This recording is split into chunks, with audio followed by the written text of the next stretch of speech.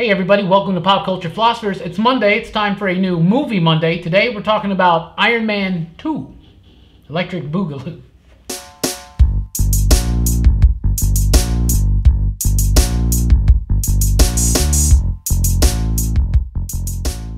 That's right everybody, we are building up to Infinity War, so we're going through the Marvel Cinematic Universe, and here we are, week 3 of 2018, time for Iron Man 2. Thank you for checking us out here on Movie Monday. I am Rockin Robbie Billups. This is Jelani, Bullard. This is Brooks. The magnificent ones. We all are, including you out there. Thank you for your support watching this video.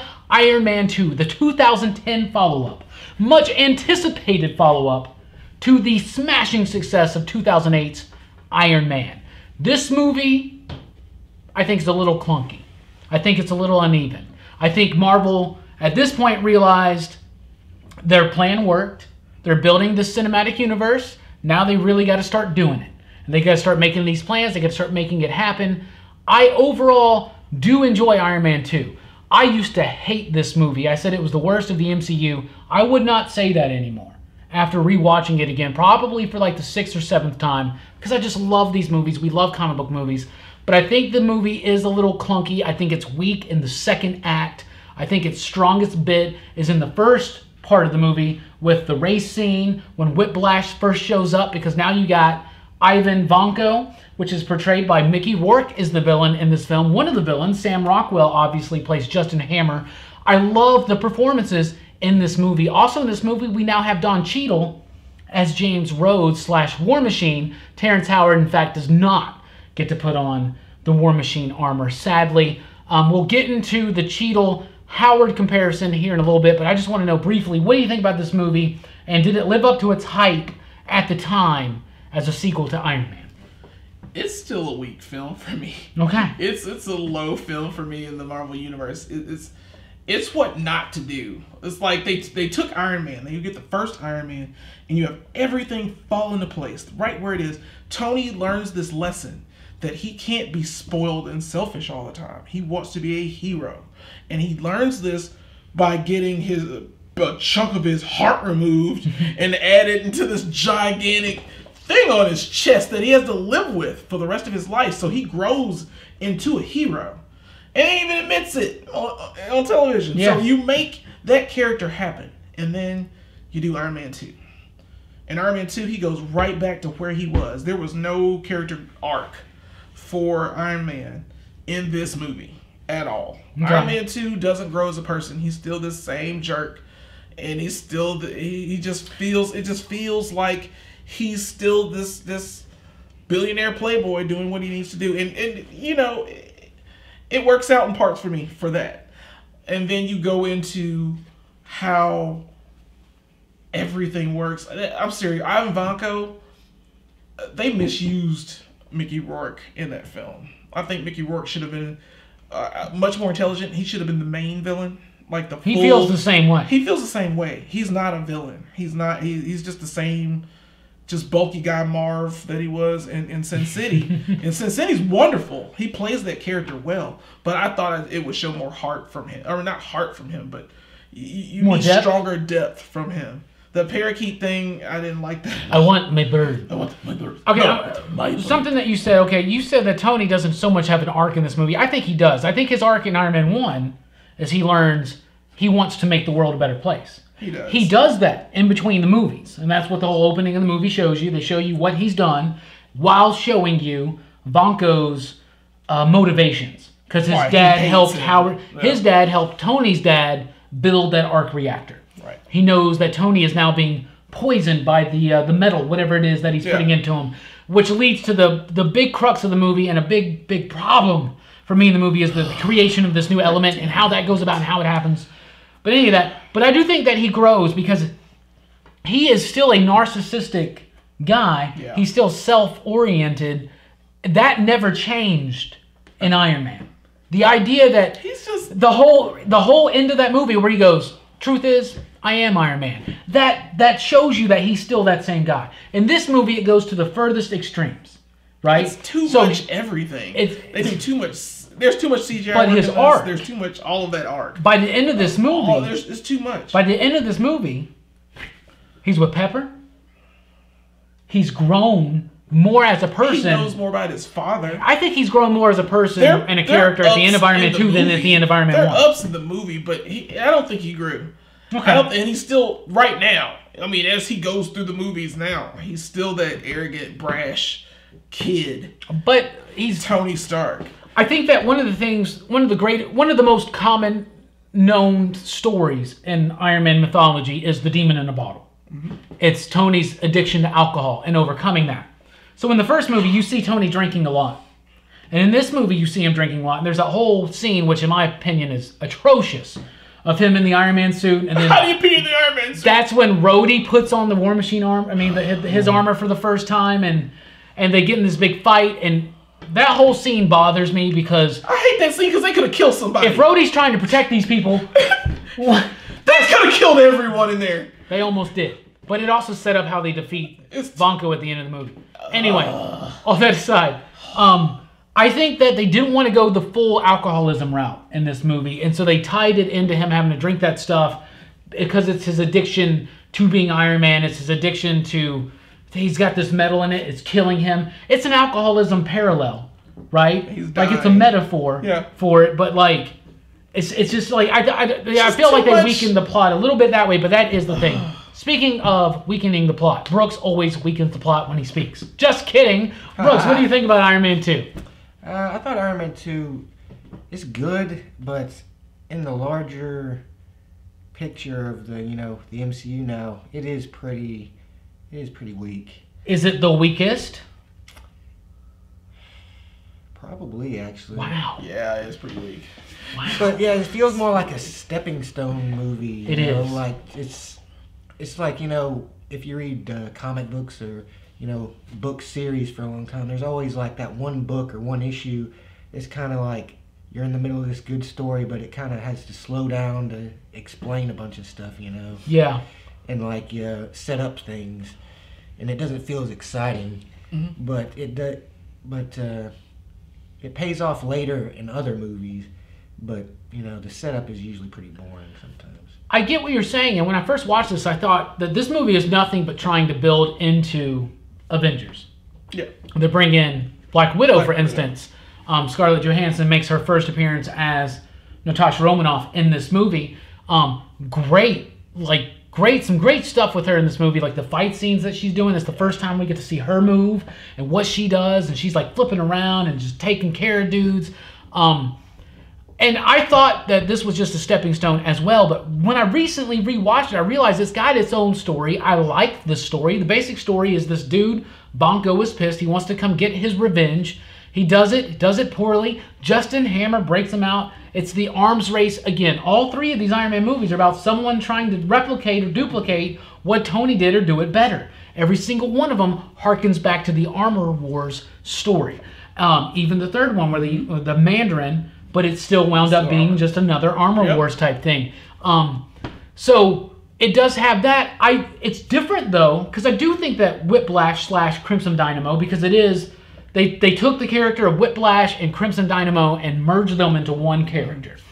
And I thought that I think the whips look cool. The scene with the race car, all that's great. I think it's fun. A lot of action. Lots of silliness though. This is where a lot of the silliness in the Marvel Cinematic Universe comes from. Things that don't quite make sense, where you're like, there's no way that would happen. But there's no way a lot of this stuff actually would happen. We're talking about Thor and Loki and Thanos and, Guardians of the Galaxy. Like, we're really worried about Jon Favreau's Happy Hogan driving down the wrong way during a racetrack, which they could have got hit at any moment. They should have. So should have Mickey Rourke. Mickey Rourke should have died. Like that whole part where Happy Hogan hits him with the car. But what I love about this movie, I love that bit because... he's like, you hit him with the car, and he goes, I was trying to scare him. This movie is so funny. This movie is fun. And it's because, just like in Iron Man 1, these characters, these actors portraying these characters, they're having fun, they work well together. Apparently Mickey Rourke was not incredibly happy. But I think he is the main villain because it seems like Justin Hammer's trying to be the villain, but Mickey Rourke totally makes a fool out of Sam Rockwell's. And dude, Sam Rockwell's so funny in this movie. When they're doing the Senate hearing, which is just a great scene. And a great way to start with Gary Shandling. Yeah. Thank you, Mr. Stark. All that stuff is really, really funny. But when Sam Rockwell's there and Tony breaks in and he's showing all the other supposed Iron Mans and how they're all failures. Yeah. And it's Justin Hammer's, and the whole armor like spins it around. It's like you hear a spine break. He's like, I just want to point out that test pilot survived. This movie is funny. The characters and the actors portraying them are having a lot of fun. That, to me, and just the overall plot, I do kind of enjoy. But what I hate about this movie is this whole other element thing. Tony's dad put this secret into the expo, and oh, so wait, if I pull these out and I just keep the pavilions in the center, it's the new element. How am I supposed to find? How am I supposed That's to find a out? leap, man. That is a leap. Howard Stark helped his son create a super metal that he knew he couldn't create in the 40s. When his son's like 6, 7. Yeah. What if Tony was just like not smart? Like, I guess at 6 or 7 they knew Tony Stark was a smart dude. But I don't know. I also like that part when Howard Stark's like, on behalf of everybody here at Stark Enterprises, I want to show you my ass. Because he's just I don't know why. Let's talk about Mickey Rourke, Whiplash, Crimson Dynamo, Wonka. What do you think about the character? What do you think about the villain? How does it hold up? Is it one of the weaker MCU cinematic villains, or is it one of the better ones? I thought he was pretty weak. Okay. But I think the build-up to him was really good. I mean, like, up to the moment where he walks out on the racetrack, you think, like, what's he going to do? Like, he does build up suspense, but the payoff just wasn't that good. Okay. Because he didn't get enough, he didn't provide Iron Man enough of a challenge, I don't think. I think you could have had more Vonko build-up with less Nick Fury in the movie. And that's another problem in the movie, is that Nick Fury just shows up in the middle of this movie to be like, I'm going to tell you what the plot of this movie is and how you're going to resolve into Act 3. That's basically what happens. And the whole placement exposition monster of Black Widow, they put Black Widow, who is one of S.H.I.E.L.D.'s most prized agents, they put her into a personal assistant position in Stark Enterprises to watch him, just to have an assessment. They needed Black Widow to do. Yeah, whatever. she did it. Whatever. That was fine. That was perfectly fine. No, it wasn't. Forced. They needed her. Black Widow's the most forced thing in this movie. Terrible movie. Yeah. Okay. So Hawkeye and Thor isn't forced. Tell you the truth. You better call it now because I'm starting to root for this guy. I like that bit. No, I'm saying Black Widow did cool stuff in this movie. They could have just made a Black Widow movie. But the Black Widow thing was shoehorned in. Which is fine. She's okay in the movie. I'm all right with it. I don't have a problem with that. Yeah. It's everything else. I love Pepper having to run Stark. I love Pepper having to run Stark. She does. She does run it well. No, she doesn't. She's like going crazy doing this stuff, man. So it's a decent turn for her. It's a good jump off from Iron Man. So you get what happened after Iron Man, which is awesome. I love your build in this, but it is mostly a big 2-hour filler. Okay. It's just a big filler movie, and I don't like the end scene. Once again, too much CG. There's something about the way it looks for the at the Stark Expo. All of those robots, they were fighting, just shooting them down. Just Iron Man and War Machine shooting them down. It looked fake. Speaking of War Machine, let's talk about this because I thought that Terrence Howard did such an amazing job as James Rhodes in Iron Man 1 and was an integral part of the cast. Now, obviously, War Machine / Rhodes is very important to the plot of this story because a big part of it is that he steals that prototype armor from Tony and gives it to the government because a big part of this movie is the government and other people, they want to replicate what he did. He's kind of almost he's trying to end arms, but he's starting a new arms race. And he really, really does. Because look at what's been going on in the Marvel Cinematic Universe. Look at even in Spider-Man Homecoming last year. Like it's all tied into people trying to use this technology and build up and it creates this whole new, this whole new arms race. Which is a lot of what happened in the Ultimate books, right? So that's interesting and all. But I don't feel like Don Cheadle as accomplished and as brilliant of an actor as he is. And I love Don Cheadle. I love Don Cheadle, especially in the Oceans movies. Yeah, he's pretty good. Hotel Rwanda, a brilliant actor, but in this one I just felt like it didn't work as well.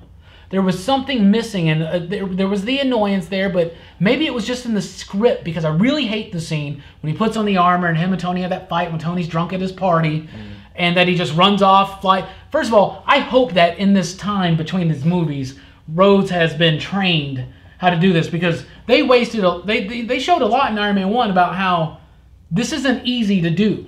Oh yeah. But he just, I don't know. So maybe I'm assuming there was time, so no prize for that, right? Somewhere in between movies, of course, Rhodey's gonna be like, Tony, let me fly this thing. Teach me how to fly this thing. I'm sure that's gonna happen. But I like War Machine. The suit looks great. I think it works well in the movie, but I just don't feel the chemistry that I felt in the first movie. What do you think? Cheadle versus Howard, who was better and why? What do you think? I'm sorry, Don. You're good, man, but as War Machine, you are kind of flat. You're just this one note. And I just don't think they give him much. They don't give him much to do. You think Don Cheadle's actually going to watch this? He might might. Be interesting. Yes, I do. I do think Don Cheadle is going to watch this. But Terrence Howard, Jelani character. Now, I don't think Terrence Howard's going to watch this. Yeah, he'll be all right. But Terrence Howard owns this. Terrence Howard is my War Machine. He's my hashtag my War Machine. Was that we're starting hashtags? Yeah. But yeah, Terrence Howard would have had more gravitas in this because they would have done more interplay. I think their interplay was a lot better in that film, and I know he has no love for Marvel, so I get it, and he won't come back, and it's a shame because he was a great artist. It's hard out there for Terrence Howard. That's right, man. What about you, Brooks? What do you think about the War Machine thing in this movie? You like Don Cheadle better? How do you think it worked? Did you like War Machine in this movie? Well, I don't really see much of a difference between the two, really, myself. It didn't really affect my enjoyment of the movie one way or the other. Okay. I thought they both did, a good job of the character. And, in movies like these, sometimes you have to change actors, and that's just the way it is. Oh, yeah, I get that. Right. And I like how they handled it in the beginning when he's like, I'm here. Let's just deal with it. Don't talk about it. Oh, no. Okay, so it doesn't bother you. I like Terrence Howard. And what's crazy is that apparently Jon Favreau, who directed this movie, has been on record saying that they didn't really like what Terrence Howard was doing. He didn't really work well with the other actors. And I think he did. I think he was fine. I thought he was okay in what he was doing. I thought they would have a good chemistry, but sometimes it didn't work. Okay, life happens. Yeah. So I mean. I think he would have brought a little bit more to the Rhodey character.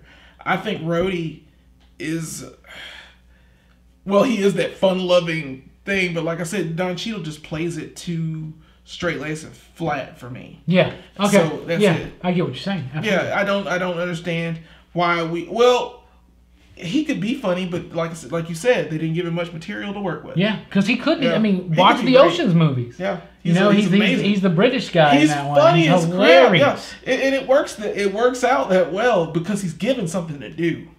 And this film just didn't feel that way to me. Oh, he's also Out of Sight. He's good in Out of Sight. Out of Sight. That's I forgot about that film too. He's in that movie. Yeah. Woo, so, yeah. Don't choose a lot of stuff. Yeah. But so we like Don. We like So Don, we like you. You're awesome. We would just like to have seen Terrence Howard in the War Machine armor. The War Machine armor looks good. Yeah, it does. And I love that scene when Hammer's like showing him all the stuff, and he's like, "So what will it be?" And he goes, "All of it." One of my favorites is when he's like, "I'm gonna use the bunker buster," the weapon that he was like, Yeah. "Oh, this is my baby. This is Oh, my yeah. baby." It does nothing. And Tony looking like Hammer Tech, and he's like, "Yeah." I love when all those drones come in, and I love the Mickey Rourke, Sam Rockwell stuff in this movie. The whole "I want my bird," and it's a bird, it's a bird, and like all that whole thing. When he's like, "Take his bird, take his pillow, take his shoes." How do you like that? I took your stuff. How do you like that? It doesn't feel good, does it? I love this character of Justin Hammer, completely different from the comic books. In the comic books, he's not this. He's just a very cliche old, arms dealer kind of like. Sam corporate Rockwell guy. Puts his stamp on this. Oh, he does. In the dance, he always has a little dance. He always got to do the little. Yeah.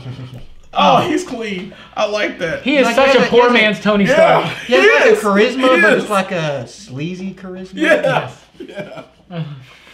He even tries to mention, and when he's doing his thing on the Expo, and he's like, I don't know, he says something like, he makes like a reference to what Tony did, because he brings out his drones. Like, that's a whole lot better than iron, like, or something. I don't know, but like, I just loved him so much in this movie, and the whole, like, when he makes the dude put on, he's like, this doesn't look like a helmet. Here, put this on. Try to put it on. And he's like, I can't put it on. Like, that's why when I first watched this movie, it was great. And for years, I was a very, very low opinion on this movie. But going in knowing that I don't really like this movie, I had so much fun watching it when I watched it a few nights ago. So I really did. So, I don't know. Nick Fury. Nick Fury's okay He in this was movie? the exposition guy. Yeah, he was there to tell us, like you said, what goes forward in this story. Yeah. And he's just at the donut shop after Tony does that horrible thing where people almost died. He fought Don Cheadle in his own home. Yeah. Sorry, it was very... I don't like that scene. I don't like it I hate at all. that scene. Yeah, it's a terrible scene. It's like Anakin and Padme falling in love after the Sand People get killed bad to me. But you bring in Samuel L. Jackson to it, which he needs to be there. I mean, you might as well. At that point, you have to deliver on this Nick Fury thing. Yeah, he has. I love how they refuse. They're like, we've decided no. We don't want you. We don't want you. Consultant You're only. horrible. Yeah. But then he's like, I'll waive my consultant fee if you can do me a favor. And he gets the senator to have to give them the Medal of Honor or whatever. It's so cool. Oh, see, this movie's so funny. Gary Shandling's great in this movie because of that part too. Yeah. I just love him playing that senator. And you find out later what he is. I mean, how at least they built that. Oh, because he's Hydra. That's he's part of Hydra. He's one of the Hydra He's the Hydra agents. Senator. Yes. Spoilers for Winter Soldier. Yeah.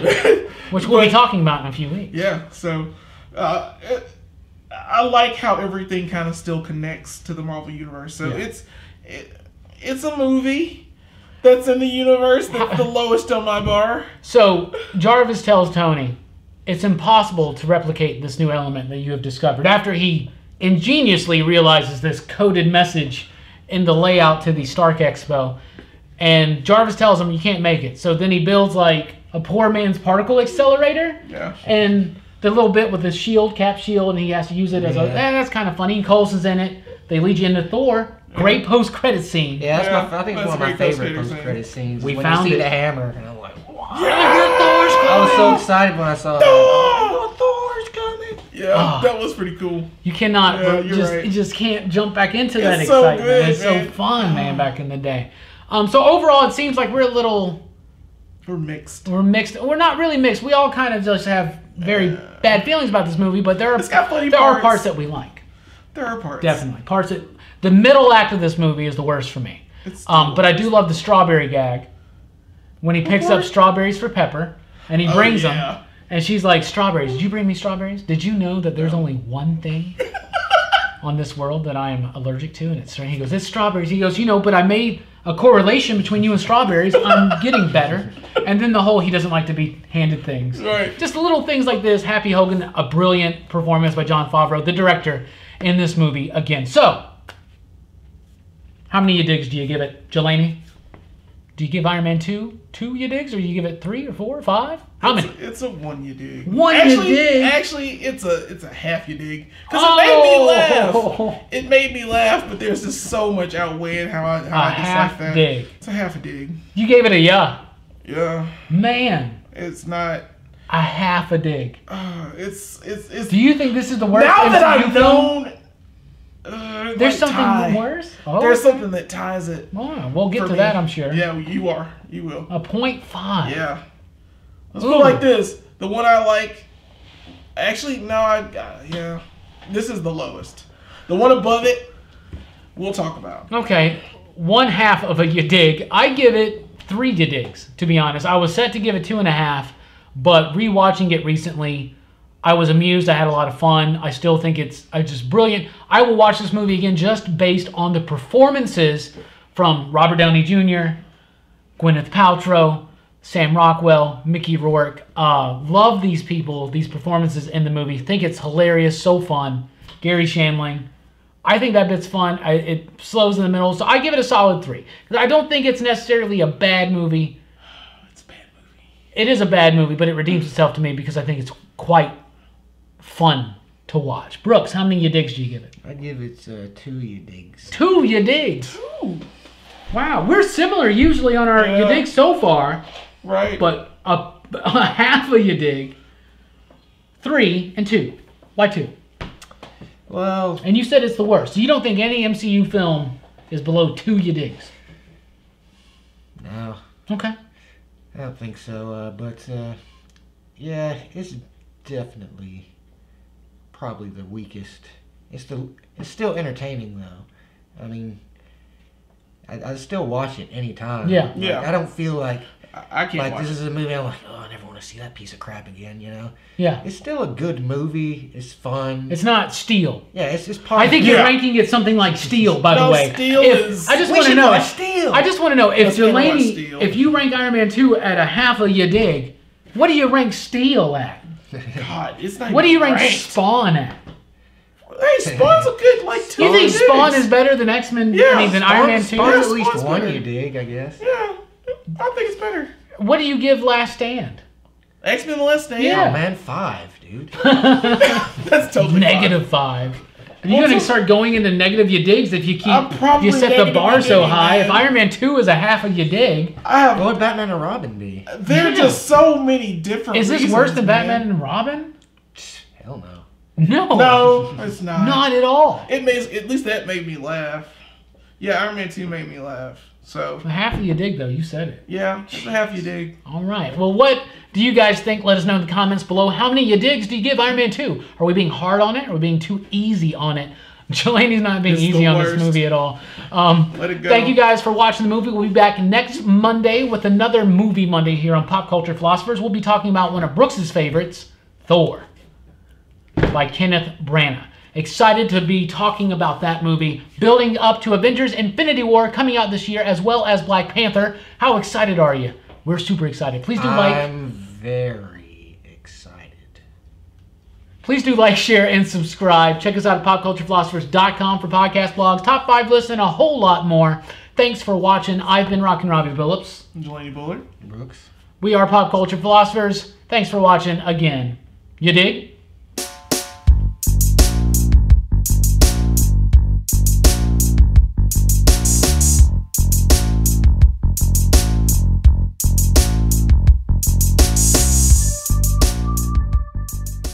I shouldn't have said it before. Gotten evidence that was mine.